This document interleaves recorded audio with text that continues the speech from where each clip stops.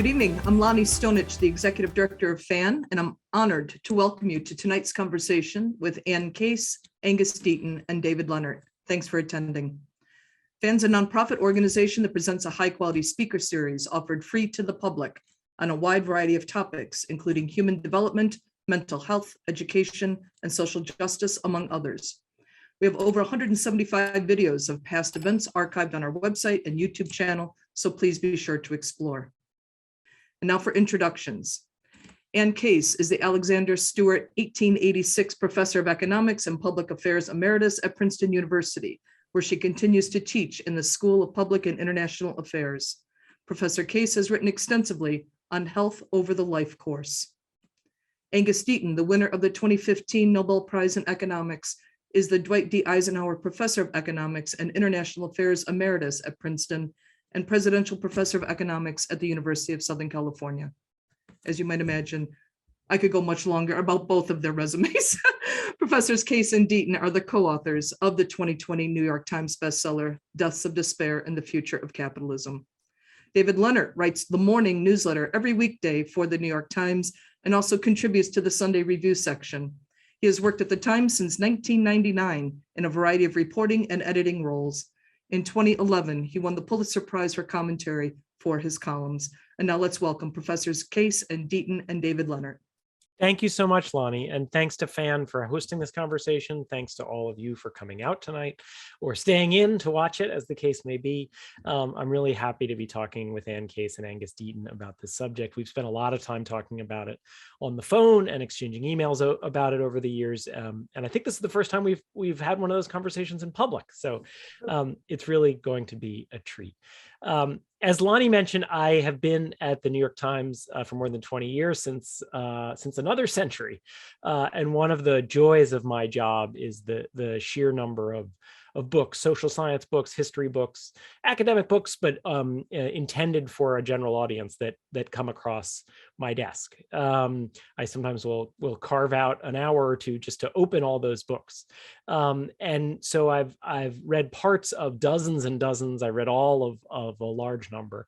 And Deaths of Despair is really it is on a short list of the most important books of the 21st century for understanding what is going on in our country. And I wish I didn't have to say that because the subject is so grim. I'm sure even the authors would echo that sentiment.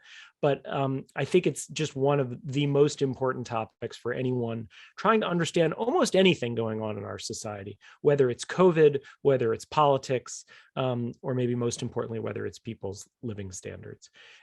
So by now, I'm sure many of you have heard just a little bit of what they've found. Deaths of Despair gives you a sense of it. I guess I'd like to start, Ann and Angus, by asking you to tell us a little bit of the story. And Ann, I'll start with you. A little bit of the story of how is it that you actually came to do research on how long people were living, and how did you end up separating them into different groups?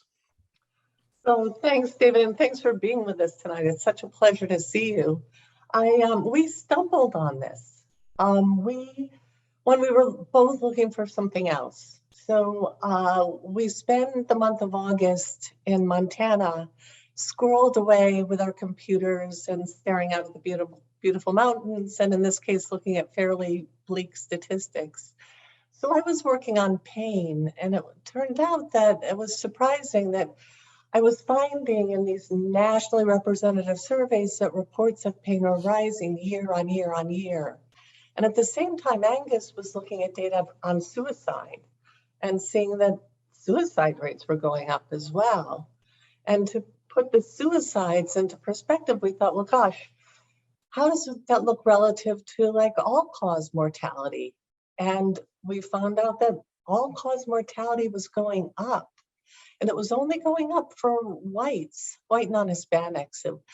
It was falling nicely for Blacks, although African Americans still have higher rates of mortality than whites, but it was falling really rapidly, and it was falling for Hispanics who have lower rates. But for whites, it had turned in the wrong direction back in about 1999. And we thought, well, everybody must know this who works on these things. So Angus, do you want to pick it up from there?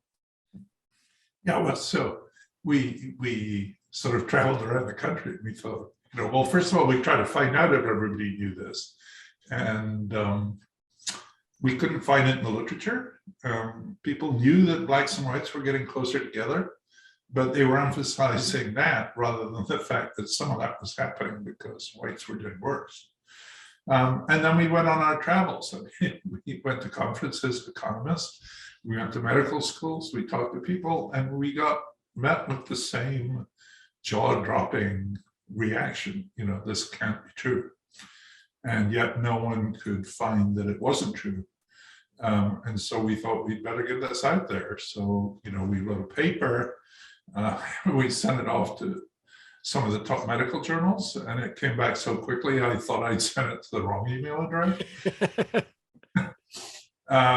But, we're economists, they didn't know who we were, and so on. So eventually we put it came out in the Proceedings of the National Academy of Sciences, and there was this sort of major tsunami of interest almost immediately.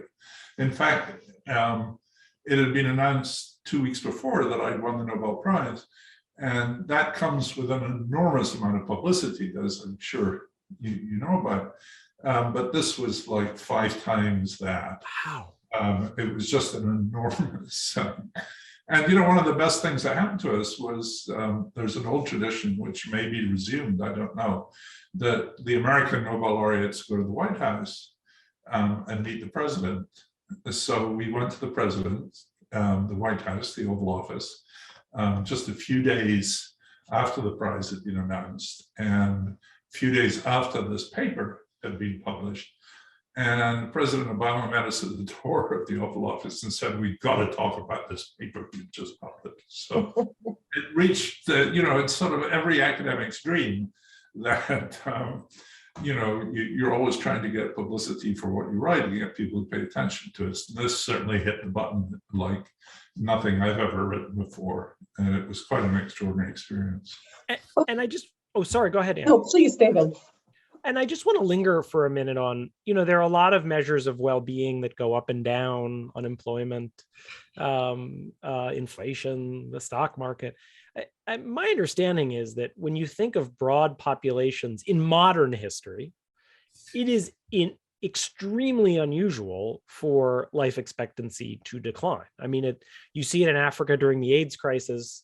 So I'm not saying it's never happened, but this isn't something that tends to go up and down over the last 300 years. Am I right about that? That's exactly right. In fact, when we wanted to target a particular group so we could be precise. So when we looked at people literally in midlife, 45 to 54-year-olds, their mortality rates had fallen for a century, with almost continuously falling. And then suddenly it does a U-turn and goes in the wrong direction.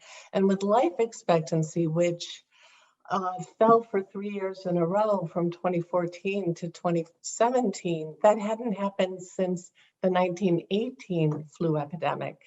So you have to go back 100 years before you get 3 years in a row. And we should just say for people who haven't read the book, that the reason that in midlife mortality rates rose, that was being driven in part. The 3 things that were rising most rapidly were deaths from suicide, drug overdose, and alcoholic liver disease and cirrhosis, which is what gives it such a cheerful title of Deaths of Despair, because we decided we would bin those things together. And unlike, say, pain, which is self-reported, or how people respond to, how would you say your health is in general, or how is your mental health in general, these are body counts. This is really suicide.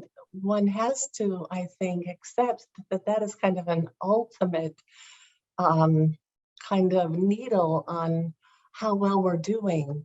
And it has moved in the wrong direction now for 2.5 decades.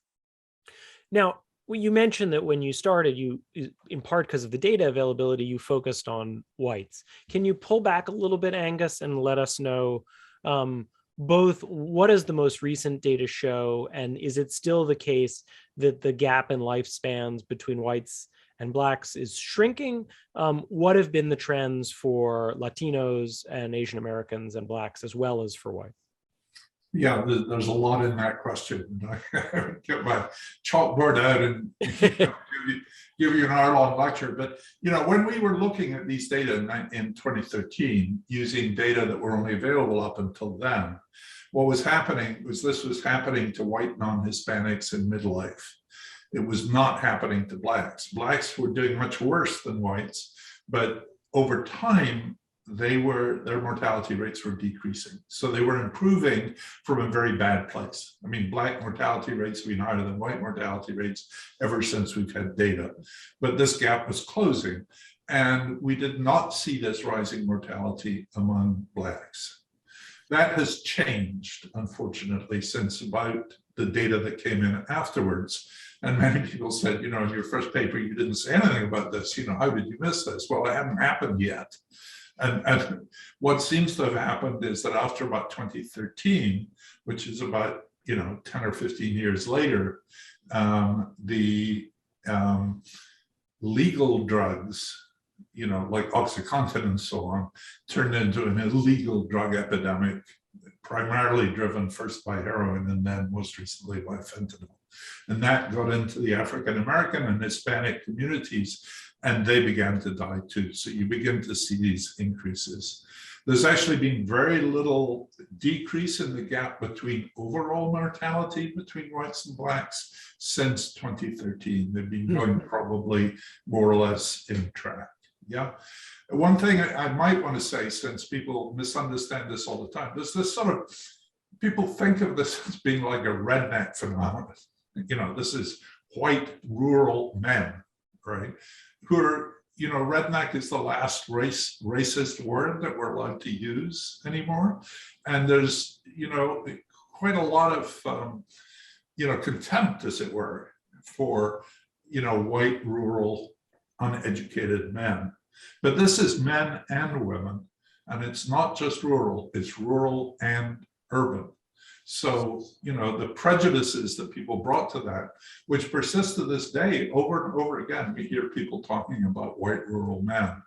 And it was white urban men too, and more recently, Black urban men and women. So it's been quite general. And, it's an offshoot of the opioid crisis, or the opioid crisis is a large part of it. It's part of it. But if you go back in the day, like the early 1990s, it turned out that women didn't kill themselves in these ways, especially, but that has changed for women without a college degree. So suicide and drugs and alcohol deaths among women without a BA have been rising in parallel with those deaths for men without a BA. And I mean, something that I know we'll talk about, which is that the four-year college degree is like a shield that seems to be the marker. So having some college is a tiny bit protective, but not much. It's really a sharp line between people who finished a four-year college degree and people who didn't. So that's a majority who we're talking about here. Yeah, and I do think that's a really important point. I think people often, I mean, it depends a little bit on the age group, but am I right? Roughly 2/3 of adults do not have a four-year college degree. Is that right? Okay. I think that's really important to remember.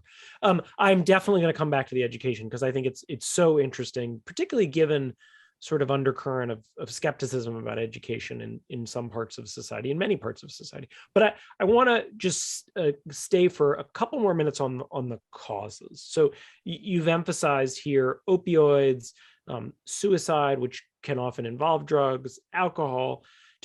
To what extent, and I believe the answer is both, but I'm interested in kind of the relative weights. To what extent is this a crisis of substance abuse? And to what extent is it a broader crisis that substance abuse is unimportant, maybe even the most important, but only one part of what's going on here? Anne, I'll start with you.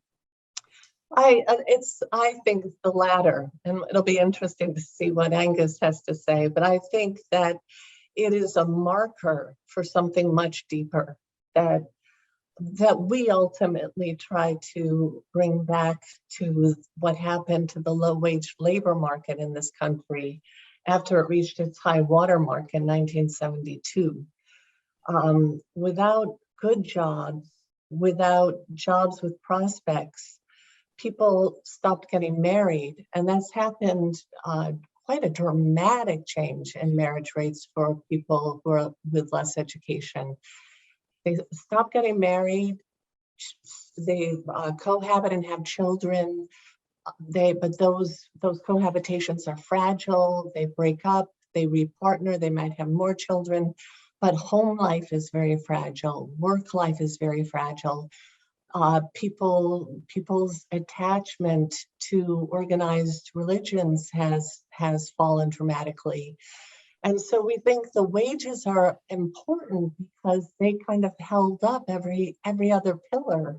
But we think it's that the pillars that help keep lives together have crumbled in this country for people who didn't participate in the great globalization that has made part of this country very wealthy over that period of time. Angus, what would you add? Sorry, it was just, let me take the other side of it, because some of our critics have said, well, all you're seeing here is a drug epidemic, an epidemic of drug deaths. And this is something that happens over and over again in history. And, this is just a drug epidemic, and this is what's really happening here. And, we certainly have never argued that it was despair that caused the drug epidemic. The drug epidemic, was a scandal. I mean, and what the pharma companies did was outrageous, and what their political enablers did to not stop them, even when the DEA and other agencies were trying to stop them, was just an outrage. And so there was a sort of predatory behavior by a few pharmaceutical companies that basically killed people for money.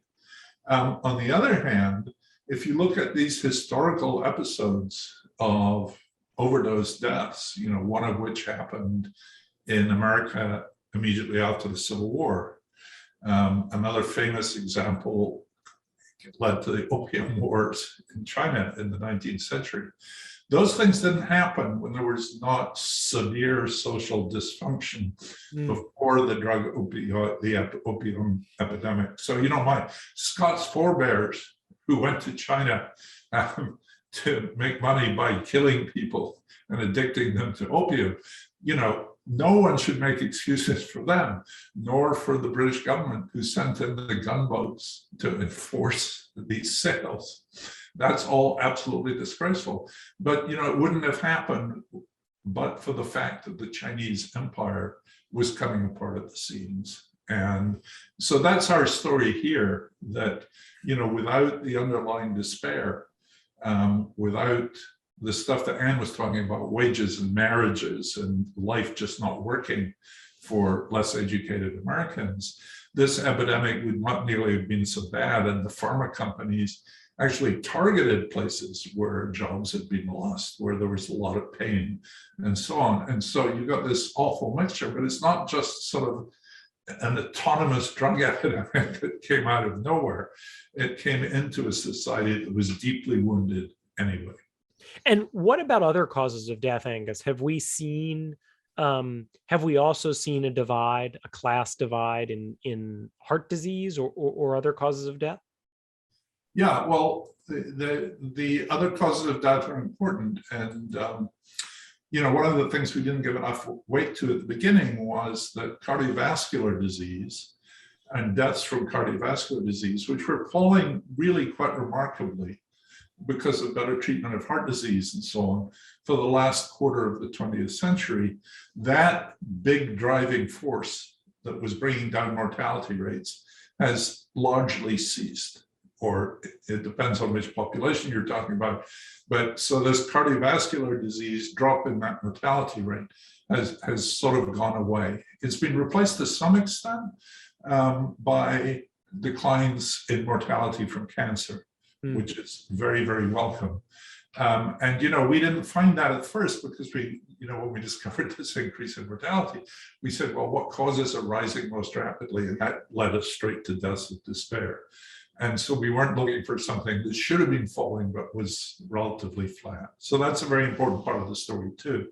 But again, it's split between people with the minority with the 4-year college degree who are still doing pretty well, and the majority without the 4-year college degree from whom cardiovascular disease mortality has stopped falling. So, Anne, let's go at this education question directly now. I mean, there is a lot of skepticism that you hear, some of it from my colleagues in the media. Is a college degree worth it? You read about baristas with large amounts of college debt. You hear about people who start and don't finish. And polls show that there's also skepticism among people. It's not simply a media creation. I think there's particularly a lot of skepticism of higher education among conservatives for a variety of reasons. But again, it's not just conservatives. And so it's interesting to me that at the same time, we have this sort of rising question of, is college worth it? We also have this path-breaking academic work that shows that there is an absolutely enormous divide in the things that people care most about, health and life, by education. And so I guess I want to start by asking the question that I'm sure is on people's minds. Does the education have some causal role here? Or do you think it just sort of happens, you're measuring something else that happens to have a spurious correlation with who has gone to college? That is such a good question. And that's a question that people have been hard at work trying to answer for a very long time. And we both have thoughts about it. We don't think that it's sort of like I could paste a bachelor's degree to you and magically make you well. I mean, we are not either of us really in favor of thinking, well, the magic cure for this is to make sure that everyone goes to college. We think that anyone who wants to go to college should have the chance to go. We think that colleges are just way too expensive, and that the risk of taking on that much debt is ridiculous. But we do think that everyone who wants to go should go, but that we shouldn't have to go to college to have a good job, a job where you can get on a career path, where there could be on-the-job training, where there are ladders up, and where you feel respected in the job that you hold. It's a lot of the jobs for low-wage workers were shed by big companies. So whereas I could start in the motor pool, and if I was pretty sharp, maybe I get to sit behind a desk, and then maybe somebody sees that I'm very sharp, and I move into administration and I'm on my way up. Those jobs are gone. They're never coming back. And instead I worked for the Albright cleaning company, where there's no chance that I could ever develop skills and use those skills. And people with more education, I have the sense, look down on me, and they think that I, had my chance and I blew it. And I probably oscillate between being really angry because I know that's not true and feeling maybe they're right. So I think that there's just a lot of anger that builds up around this idea that, well, there's a starting line and everyone's on it, and sorry, but you just decided not to finish the race. And that's ridiculous. That's actually a myth that we tell ourselves. And I think it's going to ultimately bring us down as a democracy if we don't choose to address it. And so, just in the most basic way, is it partly correct or mostly correct to think of it as a lot of the blue collar work, meaningful blue collar work that we had, has been replaced either by technology or has gone overseas? diminishing opportunities at sort of the bottom half of the labor market. But at the same time, globalization and technology have opened up opportunities for people in the top third or so. Is that roughly right? Yes. So it's this huge divide, and it's part of the polarization that we see in so many other respects. I mean, the enormous turn of people without a BA to vote for Donald Trump, for instance, we see as part of this same phenomenon. So you've got this, capitalism is working okay in the sense that GDP per capita is going up. There's still economic growth in the United States over the last 50 years. But if you don't have a college degree, you're not seeing very much of that. And that's because, as you said, these jobs are being shed mostly because of technical change, automation. So people are being replaced by robots. And to a somewhat lesser extent, they're being replaced by people in China or people in Vietnam who've taken their jobs. But, this is a social phenomenon. When you said, is education causal? Some of the ways that people have thought about education first is it's sort of like a vaccine. If you're educated, you take better care of your health. You know how to talk to the doctor. You know how to take your medicine. You're much less likely to smoke. In that case, education is actually making you healthier in a very real sense. But what's happened here is this social distinction we've drawn between people with and without a degree, and it's branded these people somehow into an upper class and a lower class, or a ruling class and a servant class somehow. And the servant class, is rebelling in some sense. They've had very little for the last 50 years. They've lost their jobs, their real wages have gone down, and now their health is deteriorating too. And it's not clear that we have to do it this way. I mean, we could do things that stops jobs being lost quite so rapidly through tax systems, and we argue in our book that the ridiculous cost of healthcare is playing a big part there.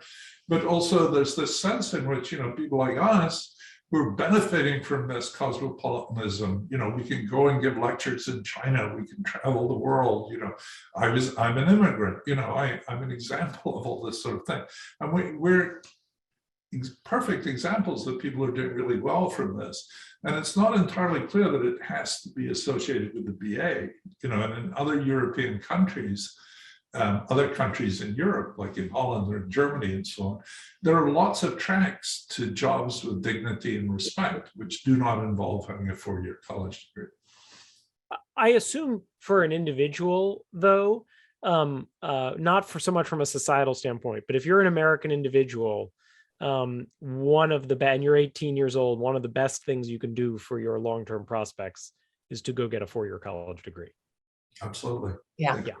I just wanted to. Yeah. In the world as we see it today, absolutely.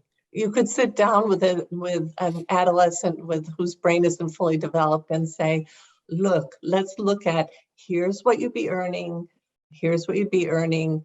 And the premium for going to college, like the amount you earn above what you would earn with a high school diploma, went from a 40% premium to an 80% premium between 1980 and 2000, and it's grown a little bit since then.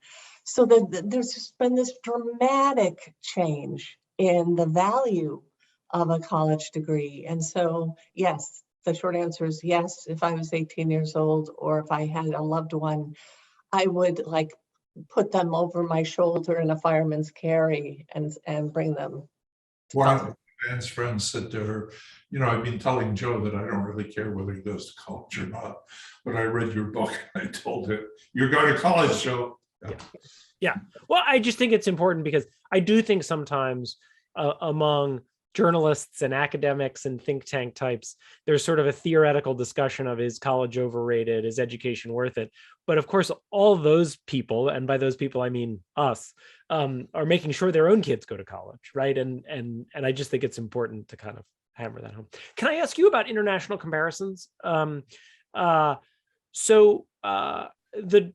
story I just told, the incomplete story about globalization and technology and the shifting of blue collar work, that story would suggest that the trends we've seen should apply not just to the United States, but to Canada, to Western Europe, to Japan, basically to any sort of high income market economy.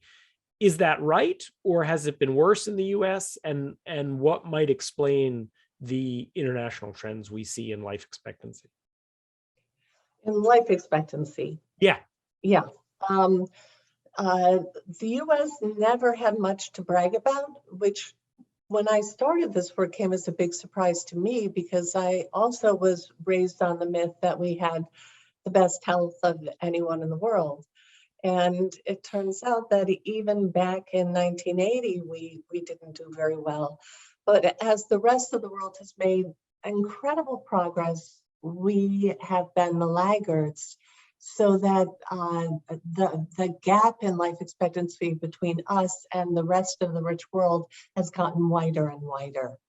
We're down now in the middle income countries in terms of our life expectancy. So that's like Eastern Europe. So it's if let's see, I think Angus might know the statistic about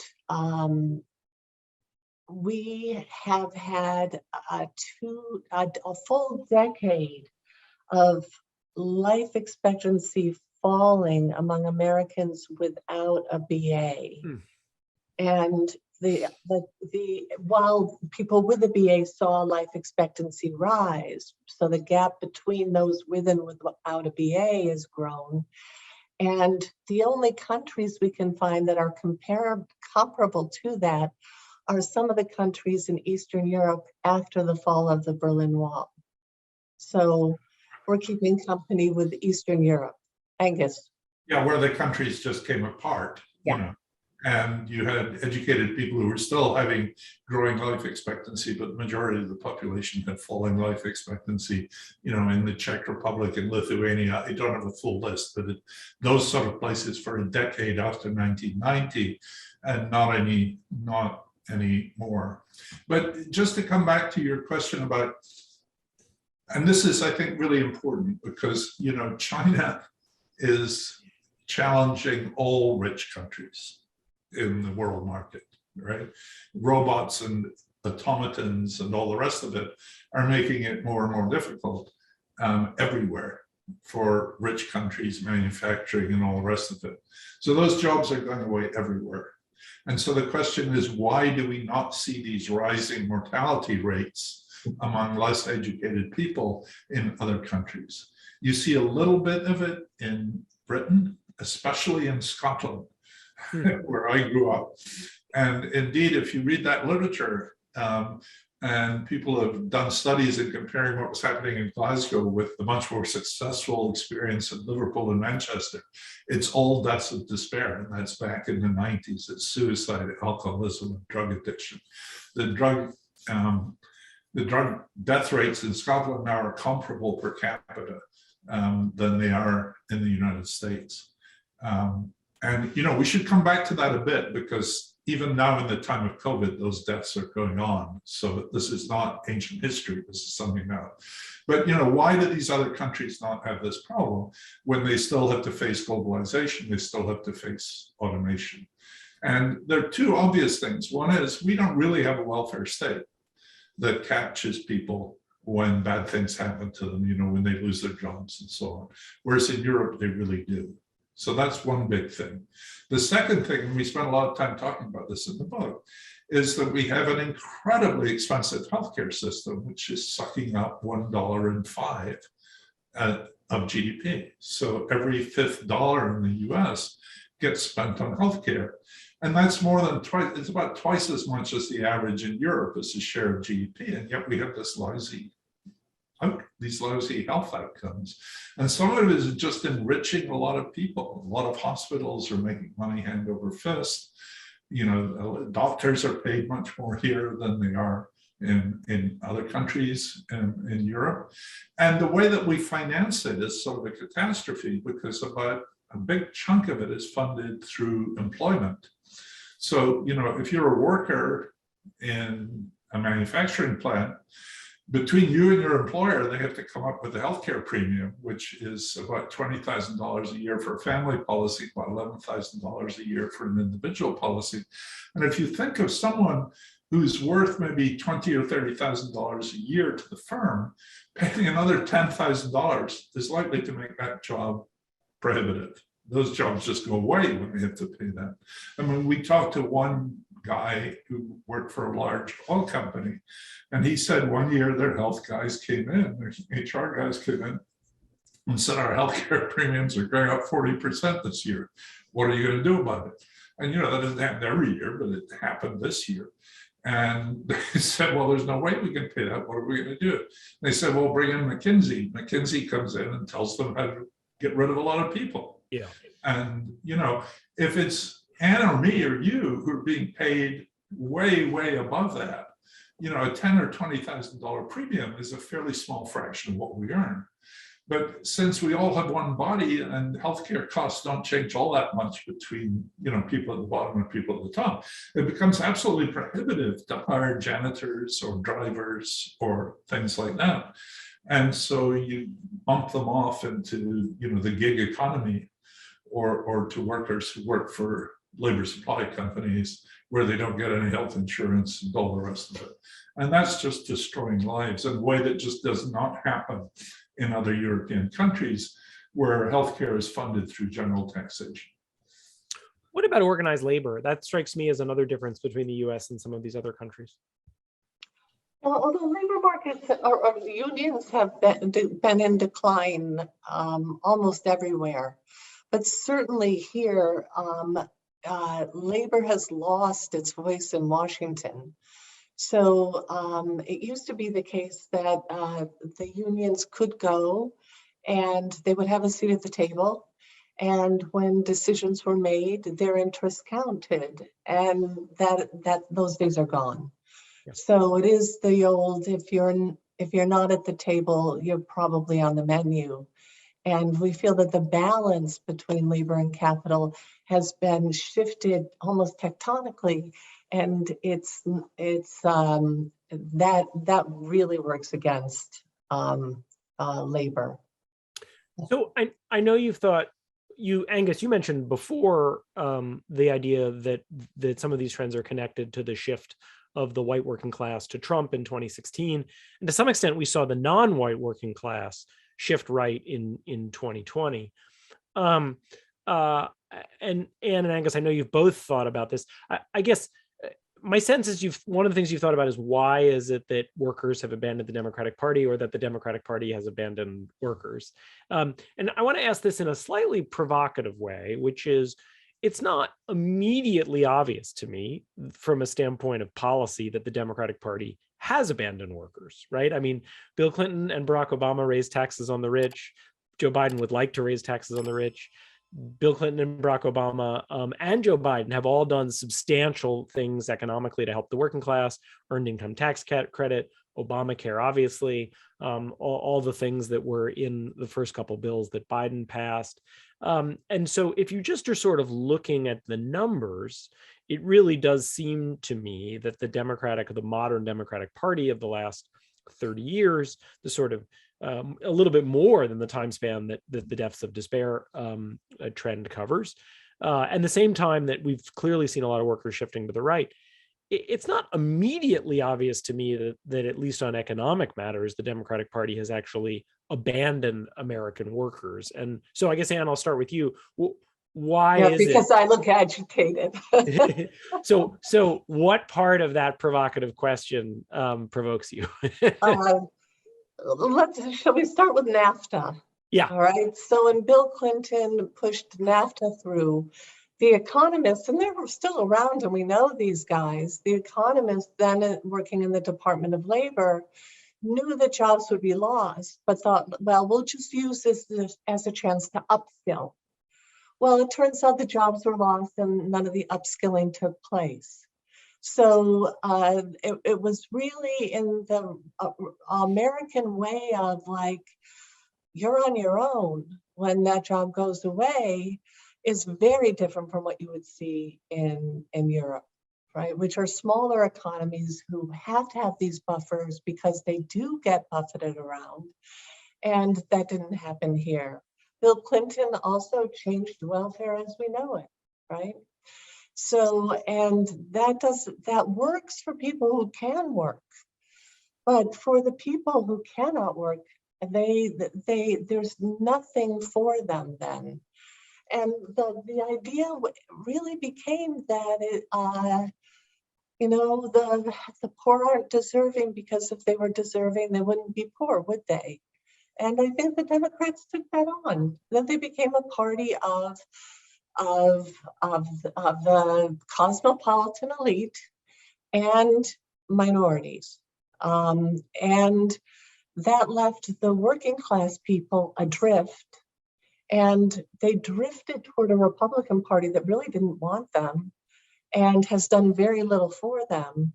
So, and yes, it does take place before the deaths of despair really pick up, but there needed to be a period when things were crumbling before you actually see it having these horrible effects on morbidity and mortality. And I'm sure Angus wants to jump. Well, I think you've done a good job, but there's the race question in there too, which we haven't really talked about very much. And I think for a lot of the white working class, the people they see as their enemies are, minorities, immigrants, Hispanics, African Americans, who they see as taking their jobs away. They see as the primary recipients for welfare. So they're not very keen on welfare. And the educated who they think despises them and who they despise them back. And it's been very notable the extent to which, and you talked about this earlier, David, the extent to which Republicans have turned against, especially working class Republicans, have turned against education as, they're the enemy. And so you've got this alliance of people who they see sort of as their natural enemies. And then you had people like Bill Clinton telling them that, China was really good for them. There's this new middle way and millions of people are going to come out of poverty in China and we're all going to get rich here. And it was just nonsense. And, I think they felt very much left out in the cold for a very long period of time. And, if it hadn't been, I could have imagined myself voting Republican in 2016, except for the fact that it was Donald Trump that I would have had to vote for. So, there was a sense in which these people who are good people, and, coming back to our Montana experience, we meet a lot of these people in Montana over the summer. And, they're good people who are trying to make a good living. And they feel that these people on the East Coast and the people of the coastal elite have just completely abandoned them and see them as tenders of a sort of zoo where people come to see the animals. The hard part is they also are being worked on. And the belief has been instilled so deeply now that government can't do anything for you that's good, that there's this real profound distrust in government that has shown up now in vaccine hesitancy. But that sense that there's nothing to be done, I find incredibly distressing, and I think is going to affect our body politic for a very long time. Yeah. I mean, if you look at the data on vaccines, Kaiser Family Foundation has the best data that I've looked at. It's a month or two out of date, but there's the biggest gap is the partisan gap on vaccines. But the education gap is really big. I mean, there are echoes of your work, right? As you say, that just keeps showing up. The latest Kaiser data, I pulled it up, 83% of people with at least a 4-year degree have been vaccinated, and only 68% of adults who don't have one have been vaccinated. And so if you're sort of trying to figure out, well, why is it that African Americans have a lower vaccine rate than whites? Obviously, there's a legacy of racism in medicine that plays a role there, but the education divide also plays a role there. And then the same thing is true why is it so many working class Republicans aren't vaccinated? It's you sort of see it all over the place. And let's end here before I think we're going to open it up to a few questions.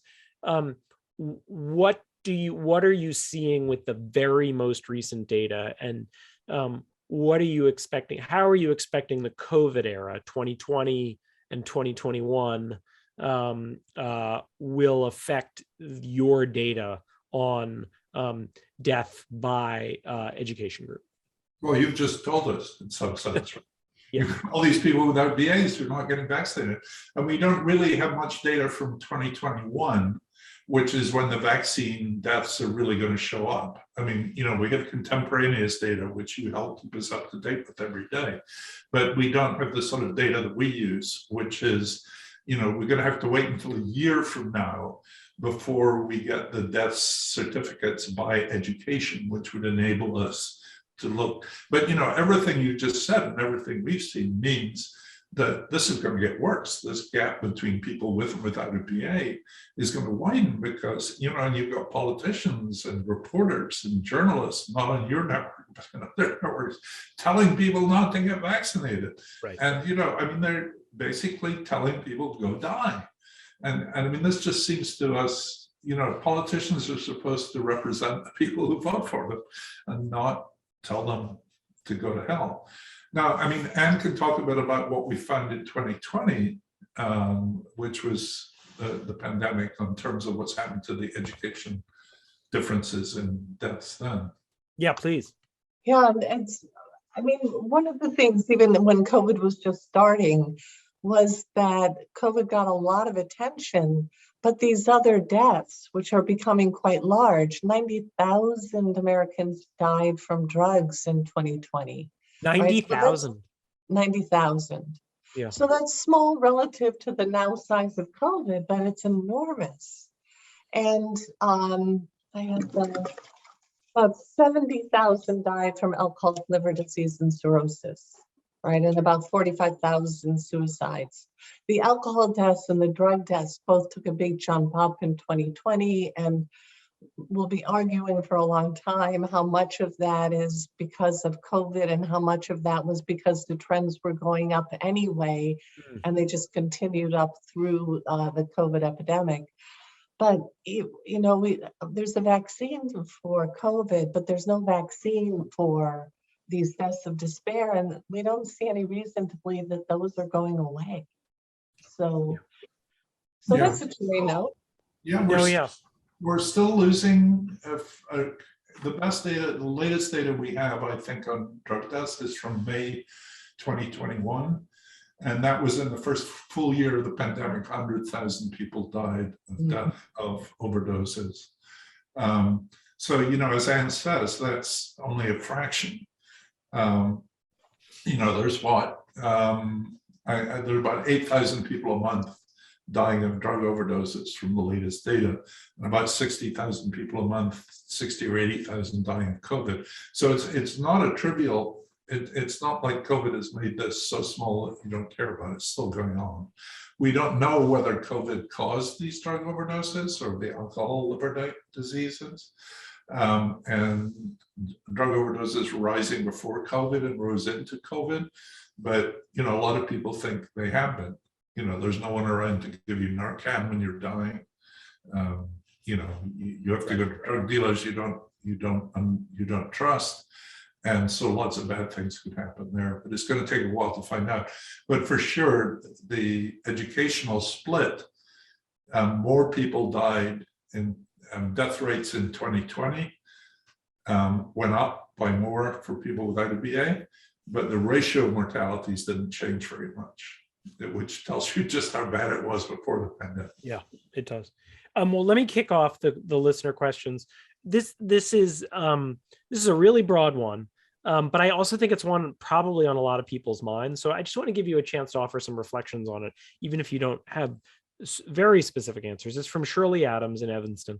What action can I take to support changes to our system locally, statewide, and nationally? So I guess I would just ask you in a general sense, imagine that you're a college graduate out there and you're not suffering from these trends, but you're horrified by them, and you care about our country and you care about your fellow citizens. In some sort of general sense, what would you encourage people either to do or how to even think about how to get involved? Anne?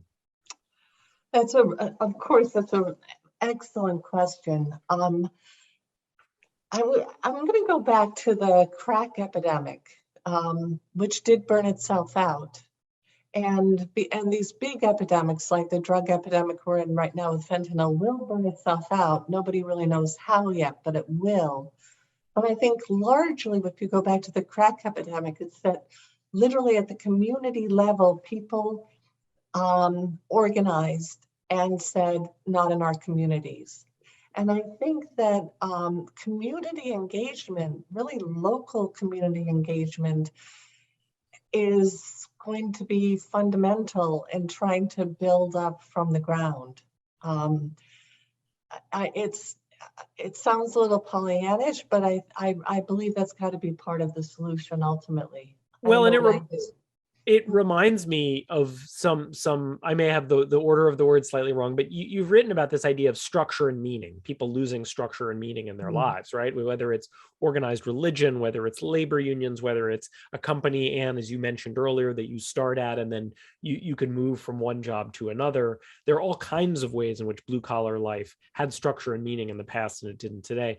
And as I now hand this over to Lonnie, I'm really struck by the connection between where we started and where we're ending, which is, even if it's difficult, that idea of getting involved in a community and trying to build up more structure, because human beings need structure in their lives. And without it, as you've documented, a lot of really bad things happen. We've lost a lot of the local, as all politics have become sort of national. Social media is national, and that local needs to be rebuilt. And I think that would be exceptionally helpful. And that's where people, and also if you can meet people who are different from you, people who are not the educated people, we need to build bonds. We need to understand why people voted for Donald Trump, and not, in the time in which we live, the hatred of the man is so extraordinary that you can't even express sympathy for people who thought that might have been a good idea. And that's a horrible state of affairs. So I think that's very important. I think people ought to, if we can do one thing from this book that might help, is for people to understand how crippling the burden of our healthcare system is. Yeah. Because it's so hidden and so not well understood. Yeah, and for people who have not yet read the book, it is really quite interesting how much, if you had moved a few things around, you could have packaged it as an indictment of the American healthcare system, right? It is a sub book that is absolutely fascinating within the book. So, Lonnie? Yes, I'm here. Thank you so much, David, for just so expertly guiding the whole audience through Professor Casey Deaton's work. I know you're very familiar, been covering it for years. So thank you for agreeing to participate tonight. It's complex and nuanced research. It takes a minute to look at it. It's historical in its scope, and it is, of course, extremely important. So I want to remind everyone, we're going to be doing an after hours with Professor Casey Deaton that will begin. We're going to give them a 5-minute break. So we'll be opening up that room to attendees at about 8:05. We've been putting in links in chat about purchasing a copy of Death of Despair. You can buy a copy and get access to after hours. I want to make a quick programming note. We had mentioned in previous promotion that David would be joining as well. Given today's unfoldings with the Supreme Court and everything, David has to get back to the news desk at the New York Times, so he will unfortunately not be able to join us at after hours. I just want to make that program note. So now I want to get to 2 questions in particular, 2 threads that are coming up from attendee questions, both a little bit on the Zoom registration form, but then even tonight.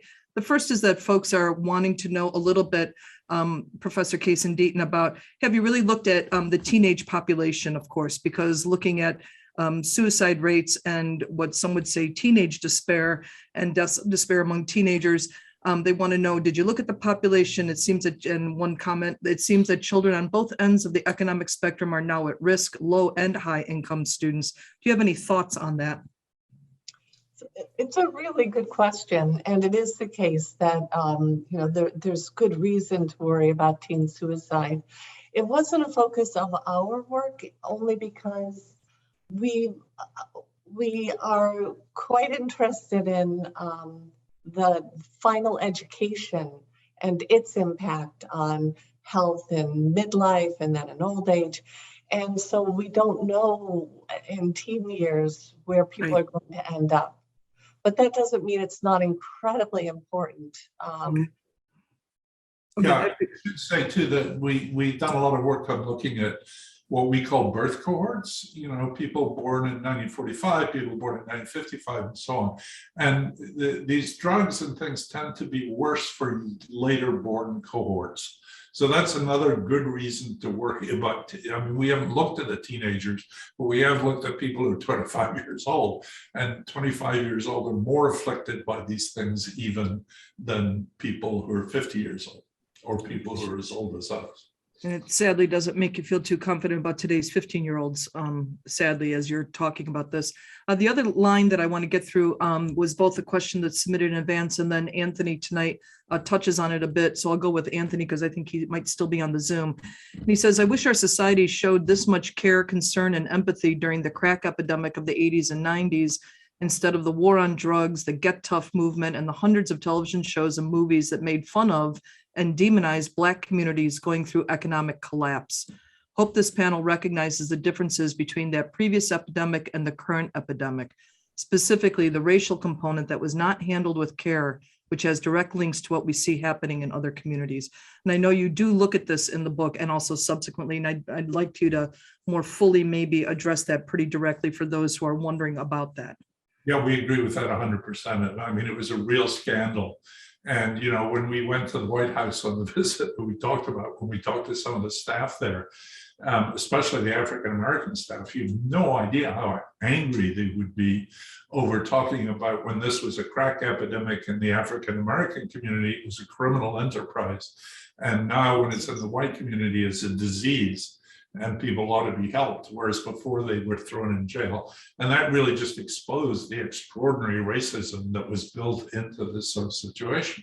And, we might hope to say we know better now, but I wonder, I have my doubts as to whether that's really true. But you could say, hubris comes before catastrophe, or whatever the phrase is. This white population that thought this was just the result of criminal and degeneracy has had it inflicted on them now too. Anne, did you want to add any? Sorry, Professor Case, did you want to add anything on that? Yes, in fact, throughout this research, it was really very hard for us to try to get our arms around the idea that why is this happening in the white community when we know this has been the most privileged group, right? This is on all sorts of metrics. This is the privileged group. But talking to President Obama, he said, well, you should go back and really study what happened in the African-American community in the 60s and 70s. And there obviously it's not a perfect comparison because whites do not face overt and covert discrimination, but the job loss in the inner cities, followed by marriage rates collapsing, followed by out-of-wedlock childbearing increasing, followed by a drug epidemic, it has real parallels to what happened earlier. And I think that if you treat people shabbily enough for long enough, very bad things are going to happen. And the wheel came around again, and this time it came for the white working class. Okay, well, right at 8 o'clock, so we'll close out there. So I want to thank everyone for attending. I hope you learned a lot and listened closely. We look forward to continuing the conversation with Professor Deaton and Case.